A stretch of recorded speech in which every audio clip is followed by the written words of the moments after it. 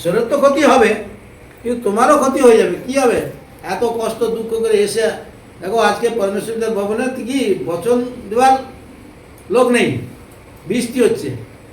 তাহলে পরমেশ্বর পিতা এত লিডার করছে, এত কিছু করেছে তার ভবনটাকে সঠিকভাবে চালানোর জন্য, ক্যাবিনেট করে রাখছেন, লিডার বনে রাখছে, সাক্ষী করে, সাক্ষী কে দিবে তার চিন্তা করে রাখছে। কিন্তু আমরা আসতে পারিনি, কিনা বর্ষাকে দেখতেছি, সারা সপ্তাহ ঘরে বসেছি, বর্ষা আজকে হয়েছে, বর্ষা দেখতেছি। আর দুলাল্লা কোথায় আছে? বাবুরহাটের বাবুপুরে বাড়ি, তিনি ঠিক চলে আসছেন, আস্তে আস্তে আস্তে আস্তে টাইমে পৌঁছে যাচ্ছে। আমরা ঘরের কাছে লোক যাচ্ছি না, কিন্তু সন্ধ্যাবেলা ফোন করতেছি, দাদা ভাই আমার এইটা হচ্ছে প্রার্থনা করে দেন, দাদা ভাই আমার এইটা হচ্ছে প্রার্থনা করে দেন, তাই না? 11 কি বলছে দেখো, অতএব স্মরণ করো পূর্বের মাংসের সম্বন্ধে পরিজাতীয় তোমরা ত্বকছেদ মাংসে হস্তকৃত ত্বকছেদের নামে যাহারা আখ্যাত, তাহাদের নিকটে অত্যক্ষেদের নামে আখ্যাত তোমরা।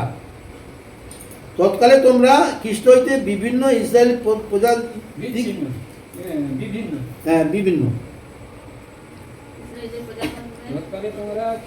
হইতে বিভিন্ন তৎকালে যারা তৎকালে তৎছেদ নিয়ে পড়ে আছো, তোমরা খ্রিস্ট থেকে বিচ্ছিন্ন হয়ে আছো।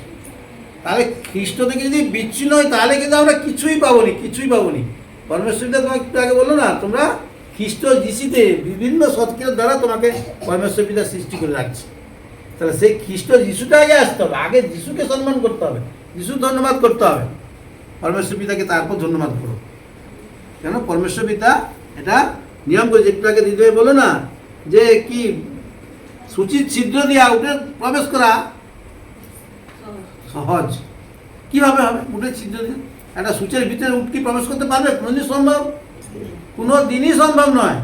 কিন্তু পরমেশ্বর পিতা একটা দৃষ্টান্ত দিয়েছে। কি দৃষ্টান্ত দিয়েছে? যে যারা অহংকারী লোক, ধনী লোক যারা আছে, তাদেরকে মাথা নত করতে বলছে। এটা আগে বলো না, আগে মাথা ঈশ্বরের কাছে মাথা নত করো।